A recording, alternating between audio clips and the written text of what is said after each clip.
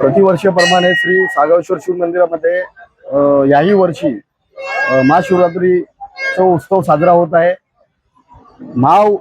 महाशिवरात्री निमित्त आपल्या इथे 9 दिवस रामकथेचं आयोजन केलेलं असतं आणि आज त्याची समाप्ती आहे संध्याकाळी रामकथेचं। आणि भक्तगण या वर्षी डबल झालेले दिसतात आम्हाला। महाराष्ट्र प्रदेश अध्यक्ष श्री रवींद्र चव्हाण साहेब आता थोड्या वेळापूर्वीच येऊन गेले इथे। त्यांचा मोलाचा सहकार्य मार्गदर्शन आम्हाला लाभलेलं असतो श्री सागवेश्वर शिव मंदिराला। धन्यवाद। काय बोलले? उत्तर भारतीय रामकथा, उत्तर भारतीय हे कलश यात्रामध्ये खूप संख्येने उत्सुक होऊन भाग घेत असतात।